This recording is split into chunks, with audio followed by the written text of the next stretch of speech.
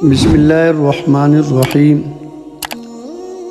تمام ناظرین کو اسلامی سبق آموز چینل میں خوش آمدید اور محبت و برا۔ السلام علیکم ورحمۃ اللہ وبرکاتہ۔ آقائے دو جہاں صلی اللہ علیہ وسلم کی تحکیم اور کعبہ شریف کی تعمیر۔ ابتدائے عالم سے اس وقت تک خانہ کعبہ کی کئی تعمیر ہوئی ہے۔ اول بار حضرت آدم علیہ نبینا علیہ السلام نے اس کی تعمیر فرمائی۔ دلائل بہقی میں عبداللہ ابن عمرو بن عاص رضی اللہ تعالی عنہ سے مروی ہے کہ رسول خدا صلی اللہ علیہ وسلم نے فرمایا کہ حق تبارک و تعالی نے حضرت جبرائیل علیہ السلام کو حضرت آدم علیہ السلام کے پاس تعمیر بیت اللہ کا حکم دے کر بھیجا۔ جب حضرت آدم علیہ السلام اس کی تعمیر سے فارغ ہوئے تو حکم ہوا کہ اس گھر کا طواف کرو، اور یہ ارشاد ہوا کہ تم پہلے انسان ہو اور یہ پہلا گھر ہے جو لوگوں کی عبادت کے لیے بنایا گیا ہے۔ کتاب الانبیاء باب قول اللہ تعالی واتخذ اللہ ابراہیم خلیلا۔ جب نوح علیہ السلام کے زمانہ میں طوفان آیا تو بیت اللہ شریف کا نام و نشان باقی نہ رہا۔ ابراہیم علیہ السلام کو بیت اللہ کی دوبارہ تعمیر کا حکم ہوا، بنیادوں کے نشان بھی باقی نہ رہے تھے۔ حضرت جبرائیل علیہ السلام نے آ کر بنیادوں کے نشان بتلائے تو حضرت خلیل اللہ علیہ السلام نے حضرت ذبیح اللہ علیہ السلام کی اعانت و امداد سے تعمیر شروع کی۔ مفصل قصہ تفسیر ابن کثیر میں کچھ یوں ہے۔ صحیح بخاری کی ایک روایت اور بعض آثار بھی اس واقعہ کے متعلق یہاں ذکر کیے جانے کے قابل ہے۔ حضرت عبداللہ ابن عباس رضی اللہ تعالی عنہما فرماتے ہیں کہ کمر بند باندھنا عورتوں نے حضرت اسماعیل علیہ السلام کی والدہ محترمہ سے سیکھا ہے۔ انہوں نے اسے باندھا تھا کہ حضرت سارہ کو ان کا نقش قدم نہ ملے۔ انہیں اور ان کے جگر کے ٹکڑے اور اپنے اکلوتے بیٹے حضرت اسماعیل علیہ السلام کو لے کر حضرت ابراہیم علیہ السلام نکلے، جبکہ یہ پیارا بچہ دودھ پیتا تھا۔ اب جہاں پر بیت اللہ شریف بنا ہوا ہے یہاں ایک ٹیلا تھا اور سنساں بیابان پڑا ہوا تھا، کوئی رہنے سہنے والا وہاں نہ تھا۔ یہاں لا کر ماں بیٹے کو بٹھا کر پاس تھوڑی سی کھجورے اور ایک مشکیزہ پانی کا رکھ کر آپ چلے گئے۔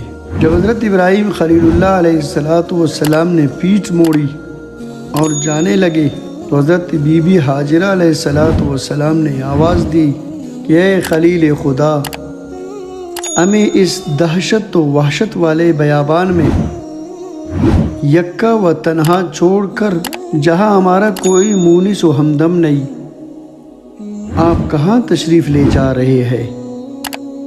لیکن حضرت ابراہیم علیہ السلام نے کوئی جواب نہ دیا، بلکہ اس طرف توجہ تک نہ کی، منہ موڑ کر بھی نہ دیکھا۔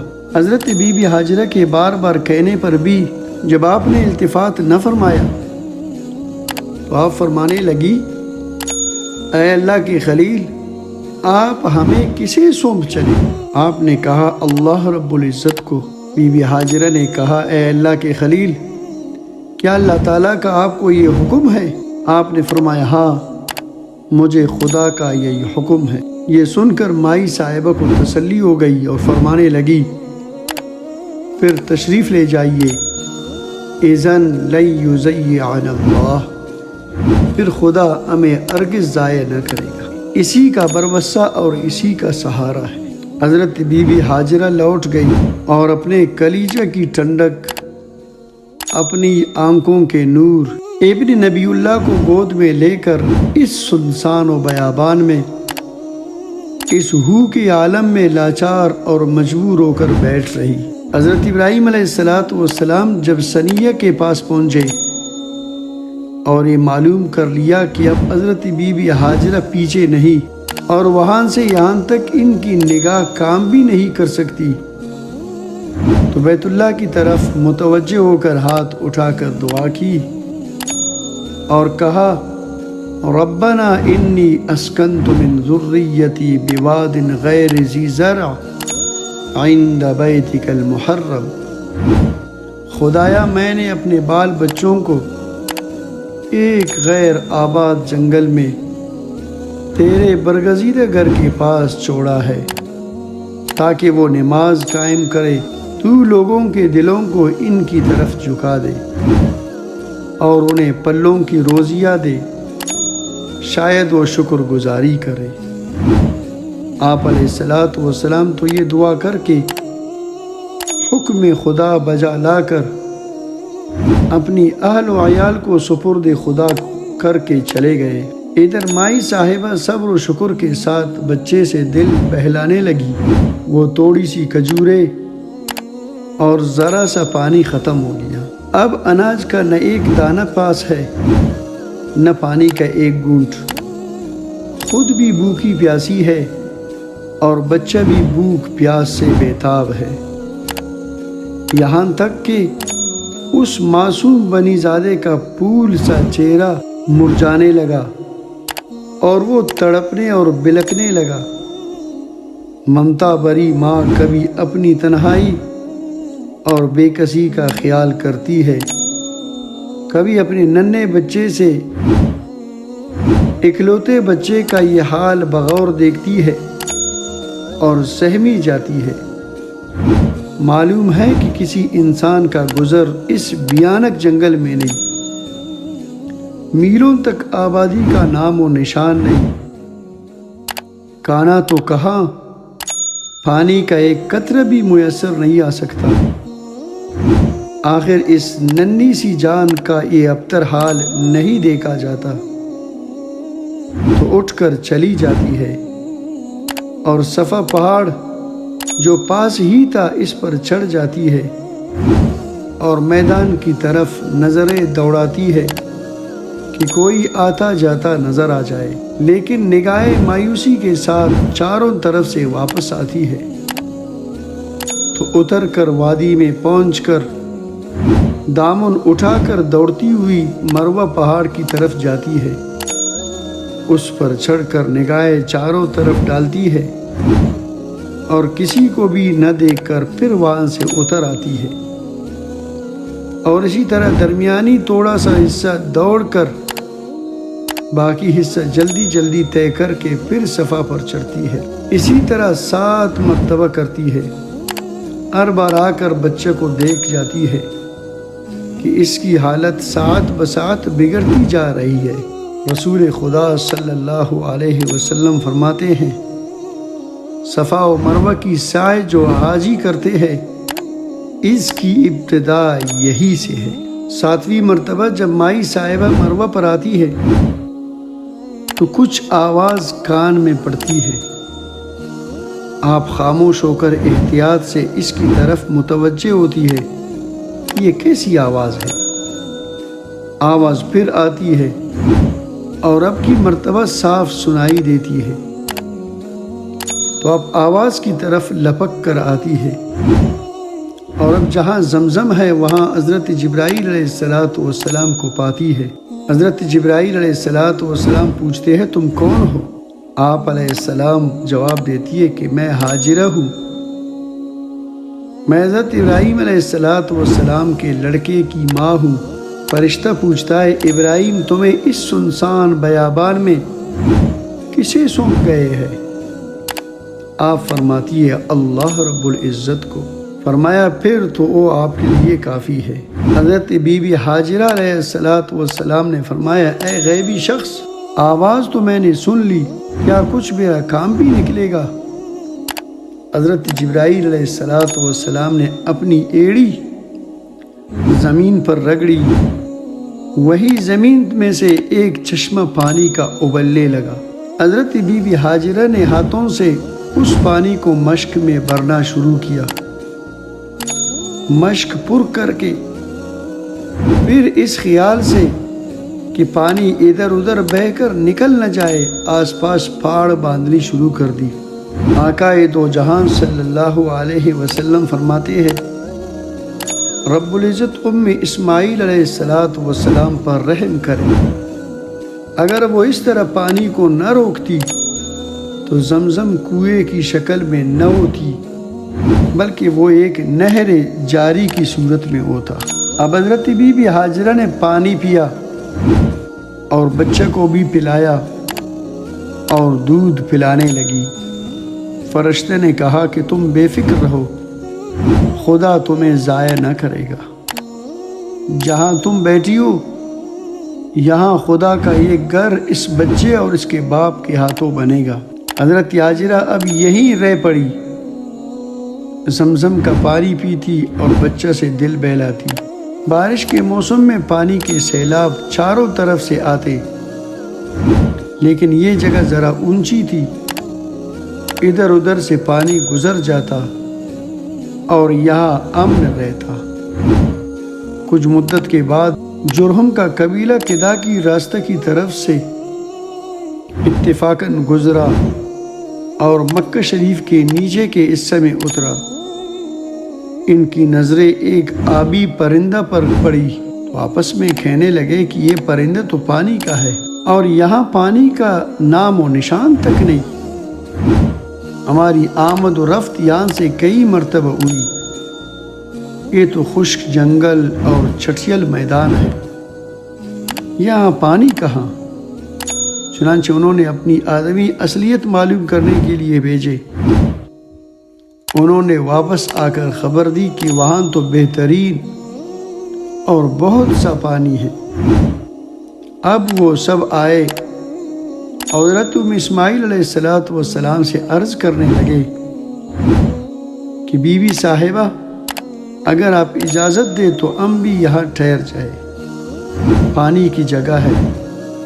آپ نے فرمایا ہاں شوق سے رہو، لیکن پانی پر میرا ہی قبضہ رہے گا۔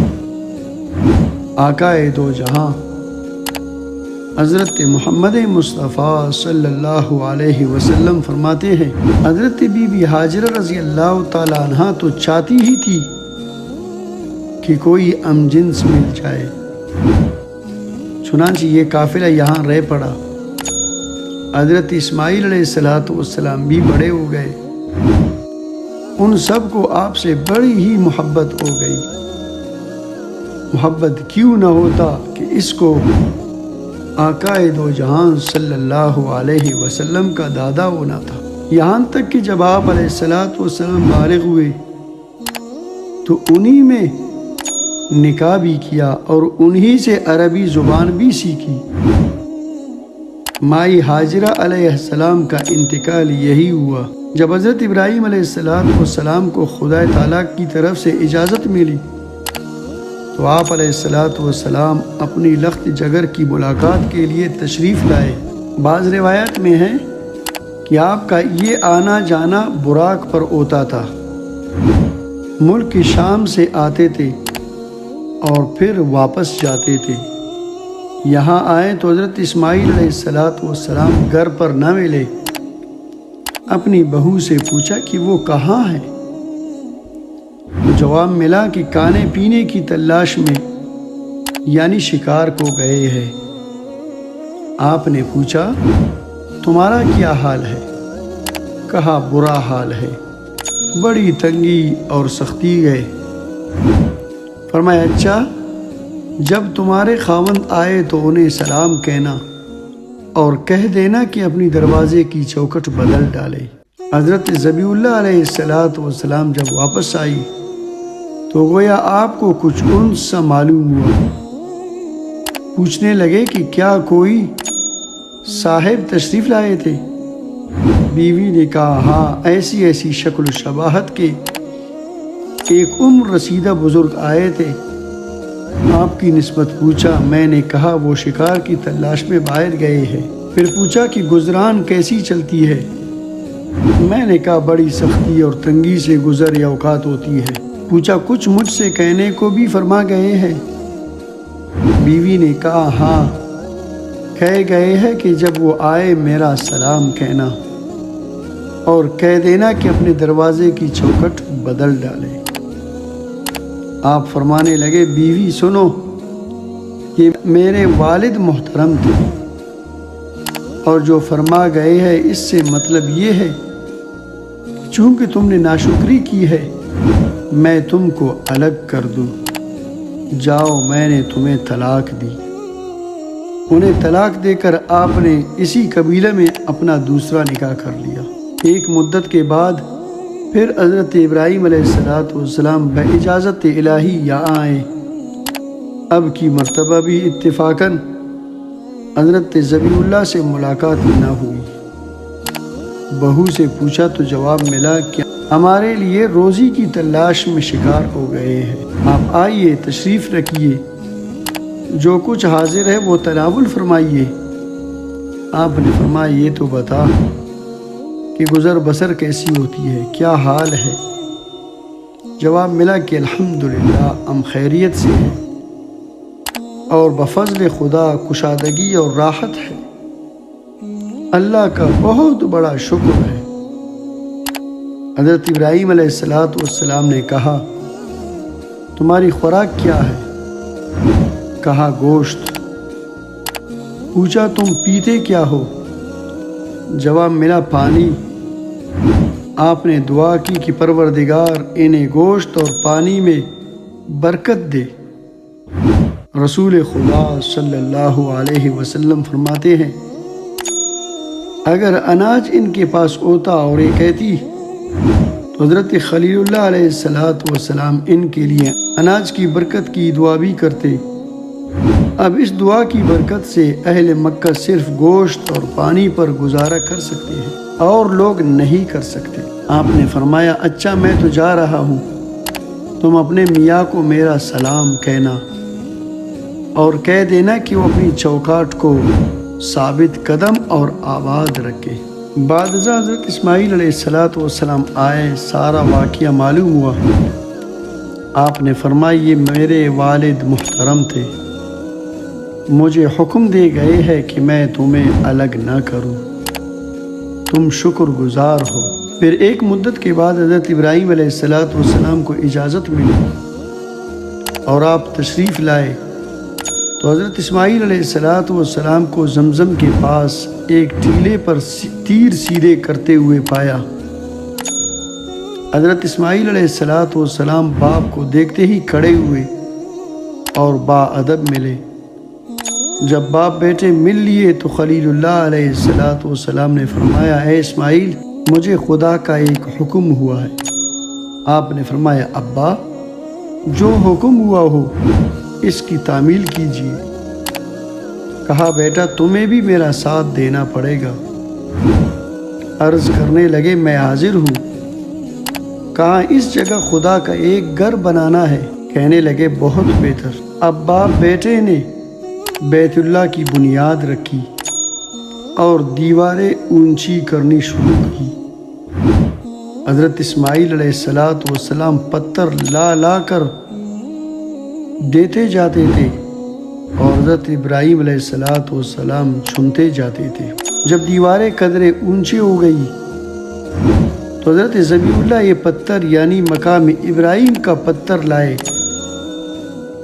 اس اونچے پتھر پر کھڑے ہو کر حضرت ابراہیم علیہ السلام کعبہ کے پتھر رکھتے جاتے تھے اور دونوں باپ بیٹے یہ دعا مانگتے جاتے تھے کہ باری تعالیٰ تو ہماری اس ناچیز خدمت کو قبول فرمانا، تو سننے والا اور جاننے والا ہے۔ یہ روایت اور کتب حدیث میں بھی ہے، کئی مختصراً اور کئی مفصلاً۔ ایک صحیح حدیث میں یہ بھی ہے کہ حضرت ذبیح اللہ علیہ السلام کے بدلے جو دمبا ذبح ہوا تھا اس کے سینگ بھی کعبۃ اللہ میں تھے۔ اوپر کی لمبی روایت بروایت حضرت علی بھی مروی ہے، اس میں یہ بھی ہے کہ حضرت ابراہیم علیہ السلام جب بیت اللہ تشریف لے آئے، جب بیت اللہ شریف کے قریب پہنچے تو آپ علیہ السلام نے اپنے سر پر ایک بادل سا ملاحظہ فرمایا جس میں سے آواز آئی کہ اے خلیل، اے ابراہیم، جہاں جہاں تک اس بادل کا سایہ ہے وہاں تک کی زمین بیت اللہ میں لے لو، کمی زیادتی نہ ہو۔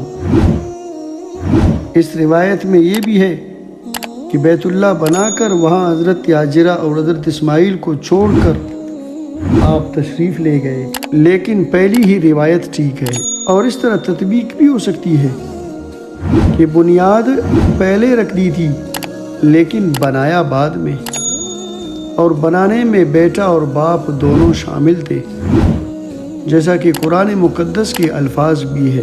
ایک اور روایت میں ہے کہ لوگوں نے حضرت علی رضی اللہ تعالیٰ عنہ سے بناء بیت اللہ کی شروع کیفیت دریافت کی تو آپ نے فرمایا کہ اللہ تبارک و تعالیٰ نے حضرت ابراہیم علیہ السلام کو حکم دیا کہ میرا گھر بناؤ۔ حضرت ابراہیم علیہ السلام گھبرائے کہ مجھے کہاں بنانا چاہیے، کس طرح اور کتنا بڑا بنانا چاہیے، وغیرہ وغیرہ۔ اس پر سکینہ نازل ہوا اور حکم ہوا کہ جہاں یہ ٹھہرے وہاں تم میرا گھر بناؤ۔ آپ نے بنانا شروع کیا۔ جب حجر اسود کی جگہ پہنچے تو حضرت اسماعیل علیہ السلام سے کہا، بیٹا کوئی اچھا سا پتھر ڈھونڈ لاؤ۔ آپ پتھر ڈھونڈ لائے تو دیکھا کہ ابا اور پتھر وہاں لگا چکے ہیں۔ پوچھا یہ کون لایا؟ آپ نے فرمایا خدا کے حکم سے یہ پتھر حضرت جبرائیل علیہ السلام آسمان سے لے آئے۔ حضرت کعب احبار فرماتے ہیں کہ اب جہاں بیت اللہ ہے وہاں زمین کے پیدائش سے پہلے پانی پر بلبلوں کے ساتھ جاگ سے تھے، یہی سے زمین پھیلائی گئی۔ حضرت علی رضی اللہ تعالی عنہ فرماتے ہیں کعبۃ اللہ بنانے کے لیے حضرت خلیل اللہ علیہ السلام ارمینیا سے تشریف لائے تھے۔ حضرت سدی فرماتے ہیں حضرت حجر اسود حضرت جبرائیل علیہ السلام ہند سے لائے تھے۔ اس وقت وہ سفید چمکدار یاقوت تھا جو حضرت آدم علیہ السلام کے ساتھ جنت سے اترا تھا۔ پھر لوگوں کے خطا کار ہاتھوں سے اس کا رنگ سیاہ ہو گیا۔ اس روایت میں یہ بھی ہے کہ بنیادیں پہلے سے موجود تھی، انہی پر حضرت ابراہیم علیہ السلام نے بنا کی۔ مسند عبد الرزاق میں ہے کہ حضرت آدم علیہ السلام ہند میں اترے تھے، اس وقت ان کا قد لمبا تھا۔ زمین پر آنے کے بعد فرشتوں کی تسبیح، نماز، دعا وغیرہ سنتے تھے۔ جب قد گھٹ گیا اور وہ پیاری آوازیں آنی بند ہو گئی تو آپ علیہ السلام گھبرانے لگے۔ حکم ہوا کہ مکہ کی طرف جاؤ۔ آپ علیہ السلام چلے، جہاں جہاں آپ کا قدم مبارک پڑا وہاں وہاں آبادی ہوئی۔ اللہ تعالیٰ نے یہاں ایک یاقوت جنت سے اتارا اور بیت اللہ کی جگہ رکھا اور اسے اپنا گھر قرار دیا۔ حضرت آدم علیہ السلام یہاں طواف کرنے لگے اور مانوس ہوئے، گھبراہٹ جاتی رہی۔ حضرت نوح علیہ السلام کے زمانہ میں یہ پھر اٹھ گیا اور حضرت ابراہیم علیہ السلام کے زمانہ میں پھر اللہ تبارک و تعالیٰ نے اس کو بنوایا۔ حضرت آدم علیہ السلام نے یہ گھر حرا، طور زیتہ، طور سینا اور جودی ان 5 پہاڑوں سے بنایا تھا، لیکن ان تمام روایتوں میں تفاوت ہے، واللہ اعلم۔ بعض روایتوں میں ہے کہ زمین کی پیدائش سے 2000 سال پہلے بیت اللہ بنایا گیا تھا۔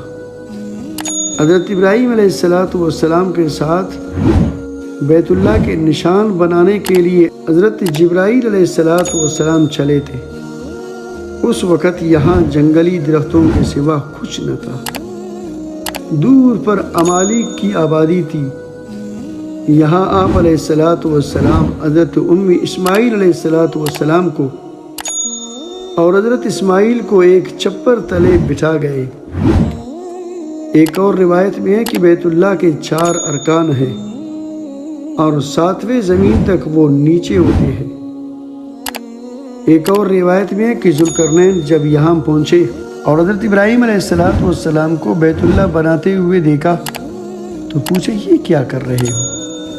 انہوں نے کہا ہم خدا کے حکم سے اس کا گھر بنا رہے ہیں۔ پوچھا کیا دلیل ہے؟ کہا یہ بیڑے گواہی دیں گے۔ 5 بیڑوں نے کہا ہم گواہی دیتے ہیں کہ یہ دونوں خدا کے مامور ہیں۔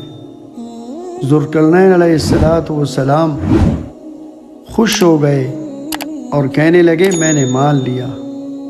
ارزقی کی تاریخ مکہ میں ہے کہ ذوالقرنین نے خلیل اللہ اور ذبیح اللہ علیہ السلام کے ساتھ بیت اللہ کا طواف کیا، واللہ اعلم۔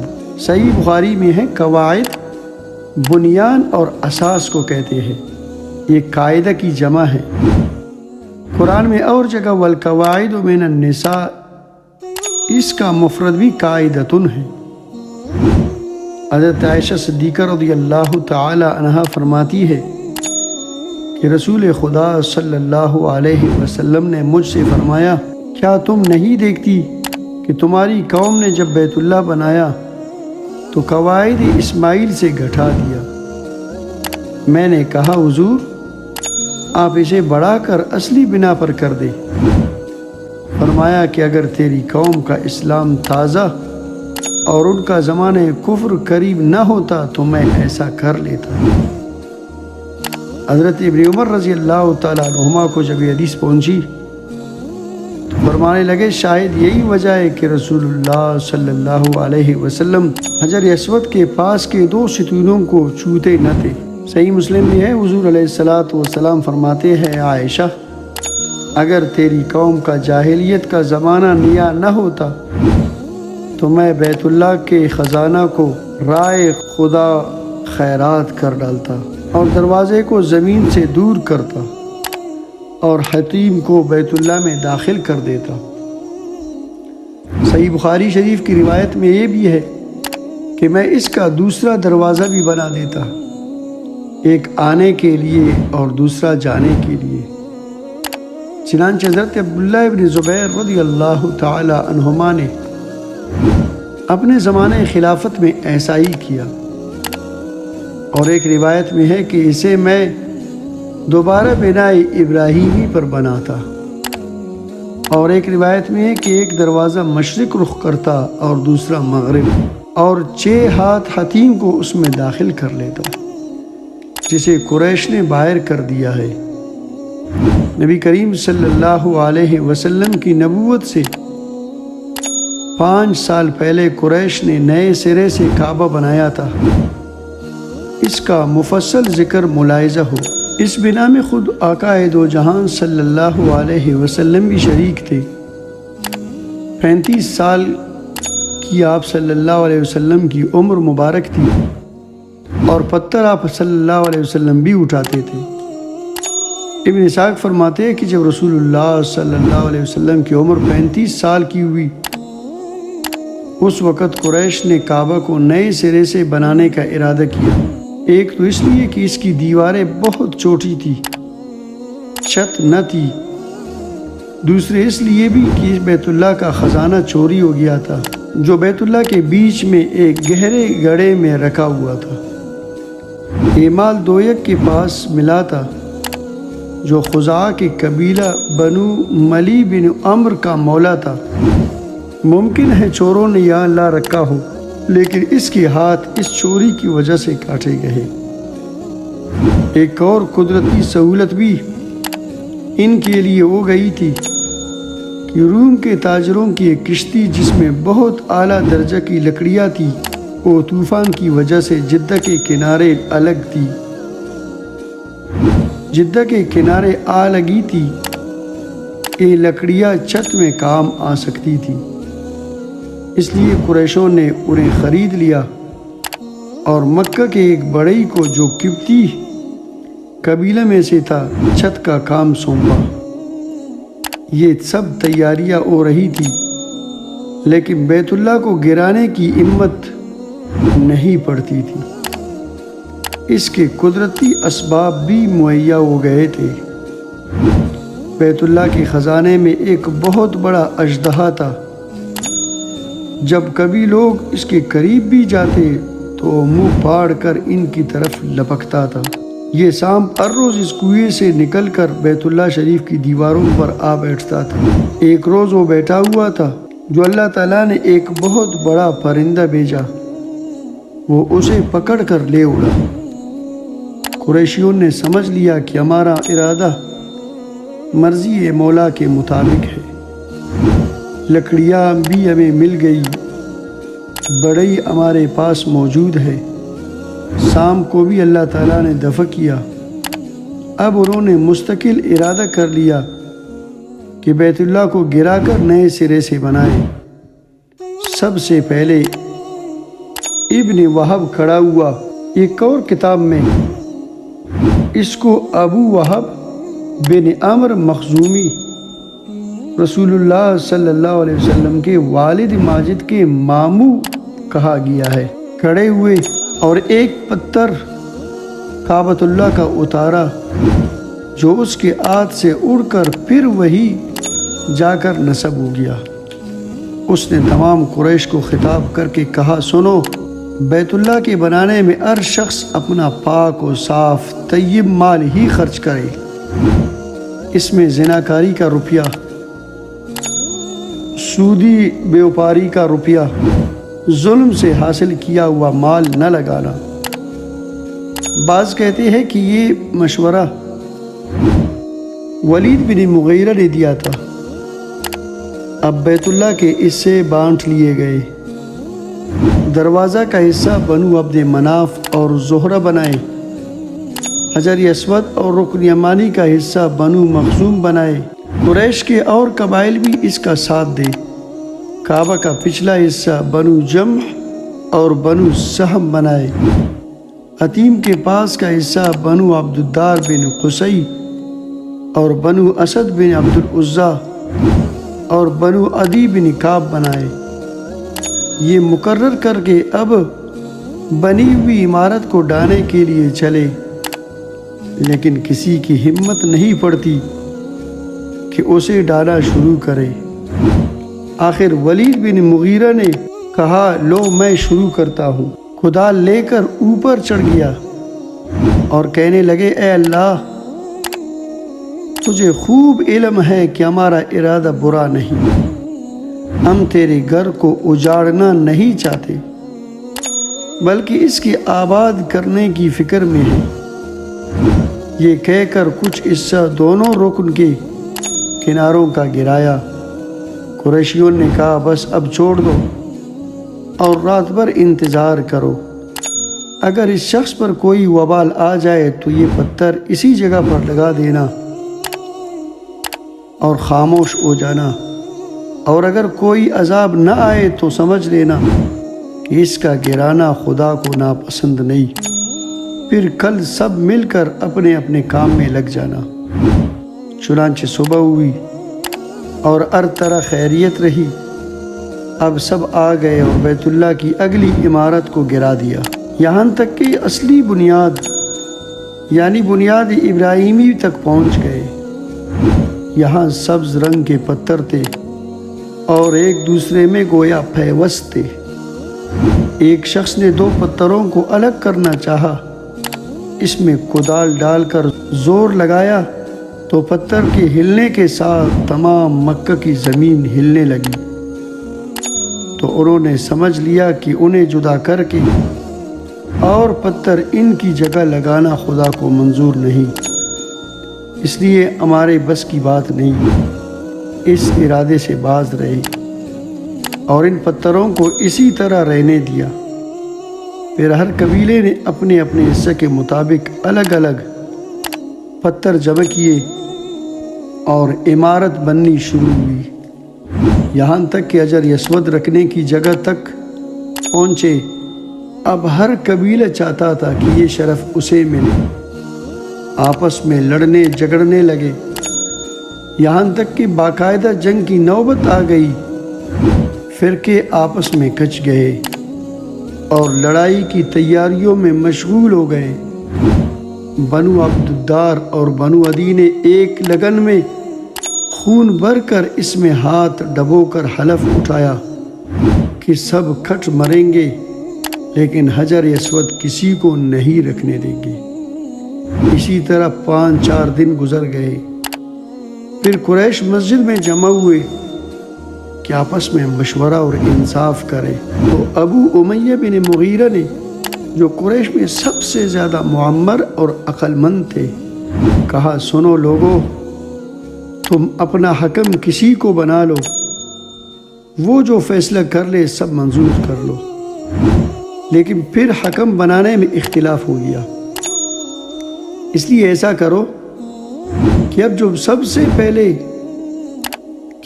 سب سے پہلے یہاں مسجد میں آئے وہی ہمارا منصف۔ اس رائے پر سب نے اتفاق کر لیا۔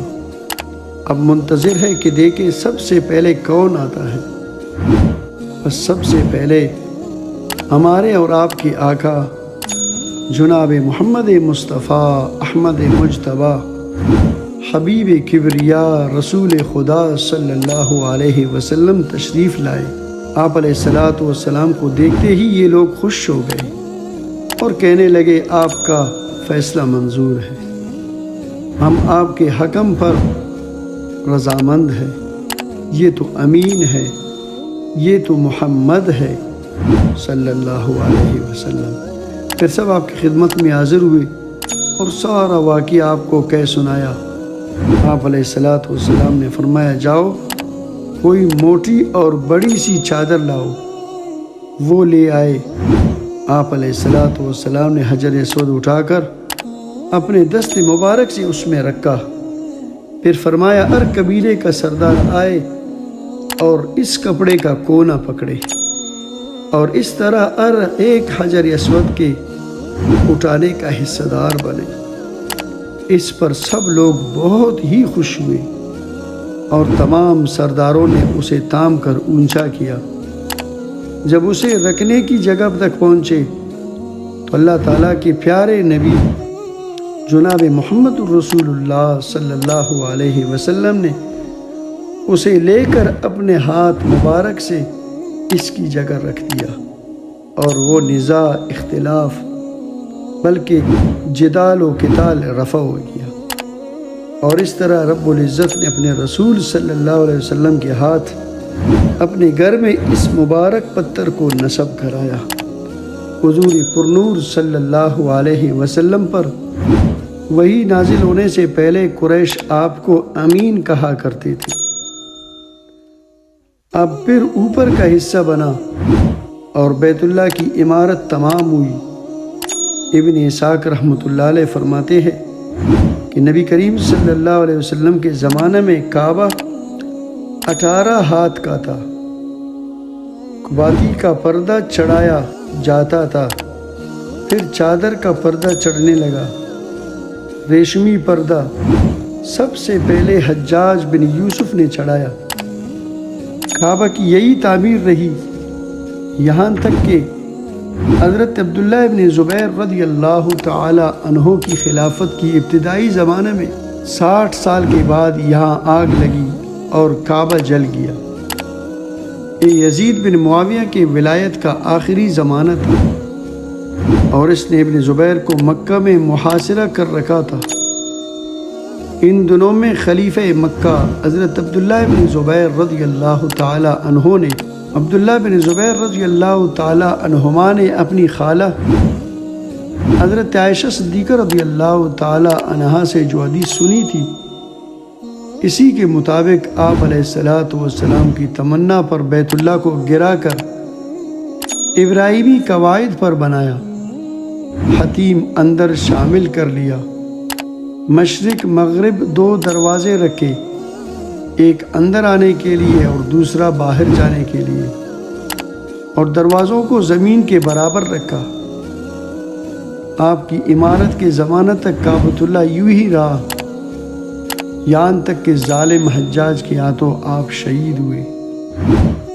اب حجاج نے عبد الملک بن مروان کے حکم سے کعبہ کو پھر توڑ کر پہلے کی طرح بنا لیا۔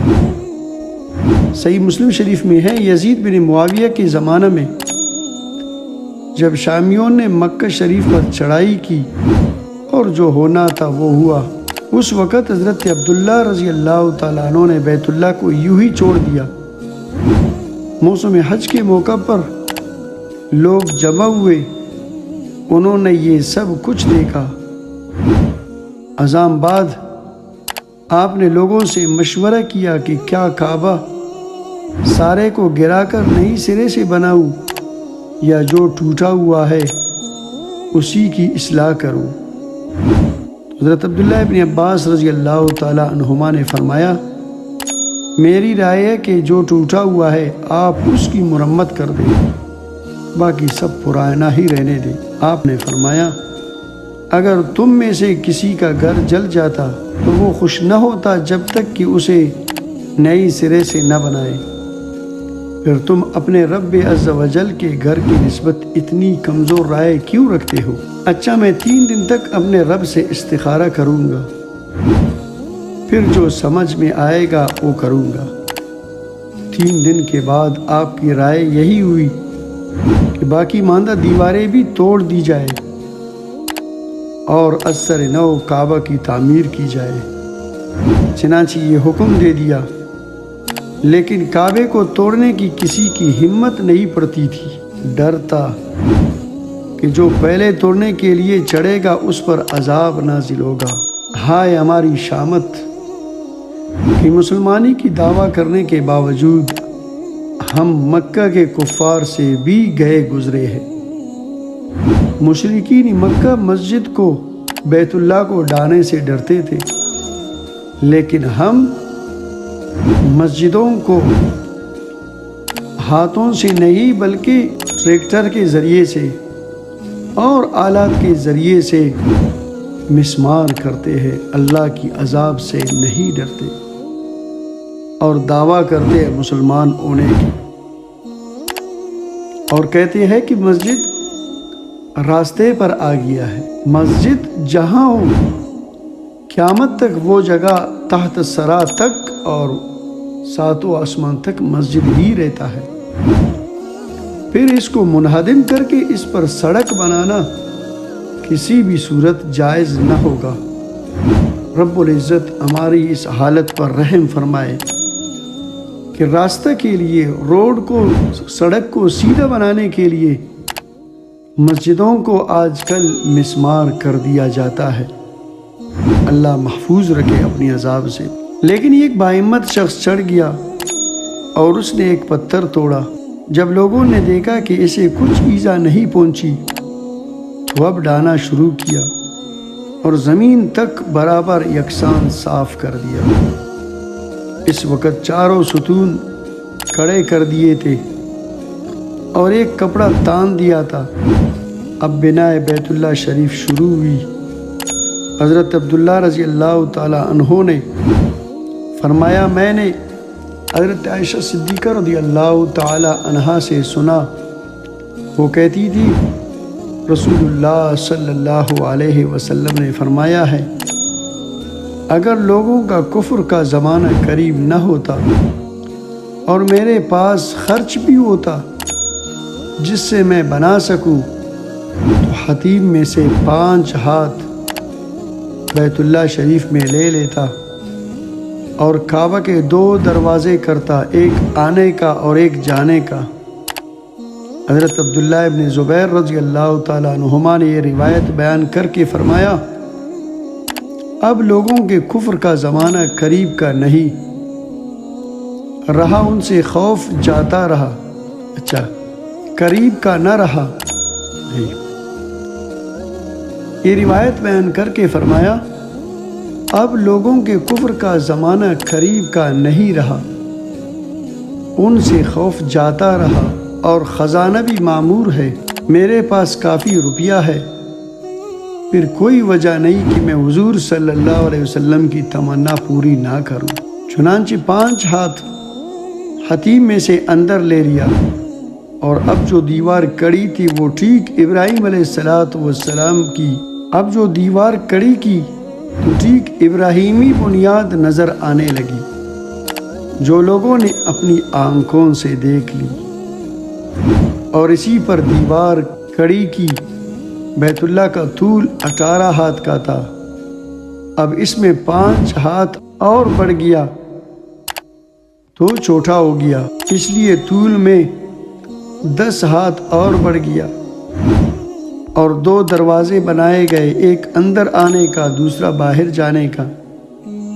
عبداللہ ابن زبیر رضی اللہ تعالی عنہما کی شہادت کے بعد حجاج بن یوسف نے عبد الملک بن مروان کو لکھا اور ان سے مشورہ لیا کہ اب کیا جائے۔ یہ بھی لکھ بھیجا کہ مکہ شریف کی عادلوں نے دیکھا ہے ٹھیک حضرت ابراہیم علیہ السلام کی بنیاد پر کعبہ تیار ہوا ہے، لیکن عبد الملک نے جواب دیا کہ طول کو تو باقی رہنے دو، حتیم کو باہر کر دو اور دوسرا دروازہ بند کر دو۔ حجاج نے اس حکم کے مطابق کعبہ کو توڑ کر پھر اس کی اسی بنا پر بنا دیا، لیکن سنت طریقہ یہی تھا کہ حضرت عبداللہ ابن زبیر رضی اللہ تعالی عنہما کی بنا کو باقی رکھا جاتا، اس لیے کہ حضور صلی اللہ علیہ وسلم کی چاہت یہی تھی۔ لیکن اس وقت آپ علیہ السلام کو یہ خوف تھا کہ لوگ بدگمانی نہ کریں، ابھی نئے اسلام میں داخل ہوئے ہیں، لیکن یہ حدیث عبد الملک بن مروان کو نہیں پہنچی تھی، اس لیے اس نے اسے توڑوا دیا۔ جب اسے حدیث پہنچی تو رنج کرتے تھے اور کہتے تھے کاش کہ ہم اسے یوں ہی رہنے دیتے اور نہ توڑواتے۔ چنانچہ صحیح مسلم شریف کے ایک اور حدیث میں ہے کہ حارث بن عبید اللہ جب ایک وفد میں عبد الملک بن مروان کے پاس پہنچے تو عبد الملک نے کہا میرا خیال ہے کہ حضرت عبداللہ بن زبیر اپنی خالہ حضرت عائشہ صدیقہ رضی اللہ تعالی عنہا سے حدیث نہ سنی ہوگی۔ حارث نے کہا ضرور سنی تھی، خود میں نے بھی مائی صاحبہ سے سنا ہے۔ پوچھا تم نے کیا سنا ہے؟ کہا میں نے سنا ہے آپ رضی اللہ تعالی عنہ فرماتی تھی کہ رسول خدا صلی اللہ علیہ وسلم نے ایک مرتبہ مجھ سے فرمایا کہ عائشہ تیری قوم نے بیت اللہ کو تنگ کر دیا، اگر تیری قوم کا زمانہ شرک قریب کا نہ ہوتا تو میں نئے سرے سے ان کی کمی کو پورا کر دیتا، لیکن میں تجھے اصلی بنیاد بتا دوں، شاید کسی وقت تیری قوم پھر اسے اس کی اصلیت پر بنانا چاہے۔ تو آپ نے حضرت صدیقہ رضی اللہ تعالی عنہا کو حتیم میں سے قریباً 7 ہاتھ اندر داخل کرنے کو فرمایا اور فرمایا میں اس کے 2 دروازے کر دیتا، ایک آنے کا اور ایک جانے کا، اور دونوں دروازے برابر رکھتا، ایک مشرق رخ کرتا اور دوسرا مغرب رخ۔ جانتی بھی ہو کہ تمہاری قوم نے دروازے کو اتنا اونچا کیوں رکھا ہے؟ آپ رضی اللہ تعالی عنہ نے فرمایا حضور مجھے نہیں معلوم۔ فرمایا محض اپنی اونچائی اور بڑائی کے لیے کہ جسے چاہے اندر جانے دے اور جسے چاہے داخل نہ ہونے دے۔ جب کوئی شخص اندر جانا چاہتا تو اسے اوپر سے دھکا دے دیتے، وہ گر پڑتا، اور جسے داخل کرنا چاہتے اس کا ہاتھ تام کر اندر لے لیتے۔ عبد الملک نے کہا اے حارث تم نے خود اس حدیث کو حضرت عائشہ رضی اللہ تعالی عنہا سے سنا ہے؟ انہوں نے کہا ہاں میں نے خود سنا ہے۔ تو تھوڑی دیر تک حضرت عبد الملک بن مروان اپنی لکڑی ٹکائے سوچتے رہے، پھر کہنے لگے کاش کہ میں اسے یوں ہی چھوڑ دیتا۔ صحیح مسلم شریف کی ایک اور حدیث میں ہے کہ عبد الملک بن مروان نے ایک مرتبہ طواف کرتے ہوئے حضرت عبداللہ رضی اللہ تعالیٰ عنہ کو کوس کر کہا کہ وہ حضرت عائشہ پر اس حدیث کا بہتان باندھتا تھا۔ حضرت حارث نے روکا اور شہادت دی کہ وہ سچے تھے، میں نے بھی حضرت صدیقہ رضی اللہ تعالیٰ عنہا سے یہ حدیث سنا ہے۔ اب عبد الملک بن مروان افسوس کرنے لگے اور کہنے لگے اگر مجھے پہلے سے معلوم ہوتا تو میں ہرگز اسے نہ توڑواتا۔ قاضی یاز اور امام نووی نے لکھا ہے کہ خلیفہ ہارون الرشید نے حضرت امام مالک رحمۃ اللہ علیہ سے پوچھا تھا کہ اگر آپ اجازت دیں تو میں پھر کعبہ کو حضرت عبداللہ ابن زبیر رضی اللہ تعالیٰ عنہما کے بنائے ہوئے کے مطابق بنا دوں۔ امام مالک رحمۃ اللہ علیہ نے فرمایا آپ ایسا نہ کیجیے، ایسا نہ ہو کہ کعبہ بھی بادشاہوں کا ایک کھلونا بن جائے، جو آئے اپنی طبیعت کے مطابق توڑ پھوڑ کرتا رہے۔ چنانچہ خلیفہ اپنے ارادے سے باز رہے۔ یہی بات ٹھیک بھی معلوم ہوتی ہے کہ کعبہ کو بار بار چھیڑنا ٹھیک نہیں۔ صحیحین کی ایک اور حدیث میں ہے کہ رسول اللہ صلی اللہ علیہ وسلم نے فرمایا کعبہ کو 2 چوٹی کنڈلیوں والا ایک کبشی پھر خراب کرے گا۔ آپ علیہ الصلوۃ والسلام فرماتے ہیں گویا میں اسے دیکھ رہا ہوں، وہ سیافام ایک ایک پتھر الگ الگ کر دے گا، اس کا غلاف لے جائے گا اور اس کا خزانہ بھی، وہ ٹیڑھے ہاتھ پاؤں والا اور گنجا ہوگا۔ میں دیکھ رہا ہوں کہ گویا وہ کدال بجا رہا ہے اور برابر ٹکڑے کر رہا ہے۔ غالباً یہ ناشدنی واقعہ جس کے دیکھنے سے خدا ہمیں محفوظ رکھے یاجوج ماجوج کے نکل چکنے کے بعد ہوگا۔ صحیح بخاری شریف کے ایک حدیث میں ہے رسول اللہ صلی اللہ علیہ وسلم فرماتے ہیں تم یاجوج ماجوج کے نکلنے کے بعد بھی بیت اللہ شریف کا حج و عمرہ کرو گے۔ حضرت ابراہیم حضرت اسماعیل علیہ السلام اپنی دعا میں کہتے ہیں کہ ہمیں مسلمان بنا لے، یعنی مخلص بنا لے، مطیع بنا لے، موحد بنا، شرک سے بچا، ریاکاری سے محفوظ رکھ، خشوع و خضوع عطا فرما۔ حضرت سلام بن ابی مطیع فرماتے ہیں مسلمان تو تھے ہی لیکن اسلام کی ثابت قدمی طلب کرتے ہیں۔ اس کے جواب میں ارشاد باری تعالیٰ ہوا قد فعلت، میں نے تمہاری یہ دعا قبول فرمائی۔ پھر اپنی اولاد کے لیے بھی یہی دعا کرتے ہیں جو قبول ہوتی ہے۔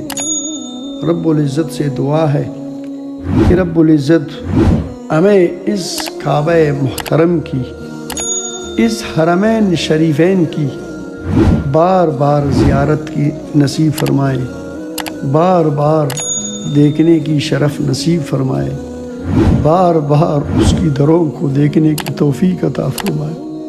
رب العزت سے دعا ہے کہ رب العزت جتنے بھی ناظرین ہیں، ناظرات ہیں، اس ویڈیو کو سن کر لائک، کمنٹ اور شیئر کرتے ہیں، رب العزت ان سب کو مجھ سمیت بار بار حرمین شریفین کی زیارت نصیب فرمائے۔